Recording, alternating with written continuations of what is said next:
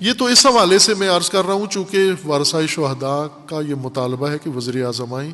ممکن ہے وزیر اعظم کے جانے سے وہ یہ سمجھتے ہوں کہ ہماری دل جوئی ہوگی اور ہمارے غم کو کچھ تھوڑی ڈھارس تسلیت ملے گی یا کوئی مطالبہ پورا ہوگا. وہ اس نیت سے چاہتے ہیں. چونکہ وہ چاہتے ہیں, ہم بھی کہتے ہیں کہ وزیر اعظم صاحب کو جانا چاہیے اور ہر ذمہ دار کو جانا چاہیے.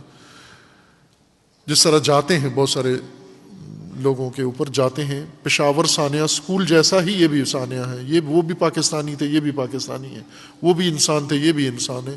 تو اسی طرح سے ان کو بھی اہمیت دینی چاہیے. لیکن دوسرے پہلو سے اگر ہم دیکھیں تو یعنی شہداء کے اس تقاضے سے ہٹ کر اگر دیکھیں تو وزیر اعظم کو بلانا, یہ وزیر اعظم جا کر کیا کریں گے؟ انہوں نے حکومت کی ہے, قوم کے لیے کیا کیا ہے؟ کیا مہنگائی کہاں پہنچا دی ہے, معیشت کہاں پہنچا دی ہے, امن و امان کہاں پہنچا دیا ہے, باقی سارے. اب یہ وزیر اعظم اس لیول کے جو خود کہہ رہے ہیں کہ سوجھ بوجھ نہیں ہے, یہ وہاں جا کے کیا کریں گے؟ شہداء کے لیے کہ کوئی مغفرت کا سبب بنیں گے؟ یہ اتنے پاکیزہ ہستی ہیں کہ ان جیسے بزرگ لوگ شہداء کے پاس جائیں تو شہداء کا مقام بڑھ جاتا ہے؟ نہیں بڑھتا. ورثۂ شہداء وہ بھی, ان کے لیے بھی کوئی ان کے پاس توشہ نہیں ہے جو یہ جا کر ان کو دیں گے. البتہ کچھ اور لوگ ہوتے ہیں جو لاشوں پہ آ جاتے ہیں, لاشوں پہ جو ہی لاش گرتی ہے فوراً پہنچتے ہیں اور وہی یہ ماحول بناتے بھی ہیں.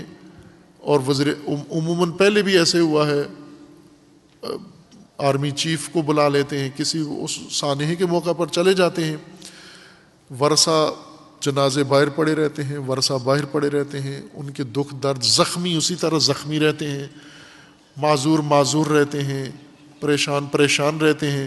لیکن کچھ لوگوں کے وزیر اعظم سے روابط بڑھ جاتے ہیں. وزیر اعظم کی پارٹی میں یا وزیر اعظم کی حمایت یافتہ پارٹی میں ان کو جگہ مل جاتی ہے, کسی کابینہ میں آ جاتے ہیں, کسی رویت ہلال کمیٹی میں آ جاتے ہیں, کسی اور کمیٹی میں ان کو جگہ مل جاتی ہے. فائدہ یہ ہوتا ہے, ان کو فائدہ ہوتا ہے, ان کے لیے وزیر اعظم کے پاس ہوتا ہے. یعنی جو کارنر میٹنگیں کرتے ہیں اور وزیر اعظم کے ساتھ بیٹھ کر وزیر اعظم کو تاثر یہ دیتے ہیں کہ یہ دھرنا ہمارے کنٹرول میں ہے, اور دھرنے والوں کو کہتے ہیں وزیر اعظم کو ہم لائے ہیں, اور اس طرح ایک دلالی کر کے یہ حرکت کرتے ہیں. جس طرح سیاسی ابھی پہنچ رہے ہیں.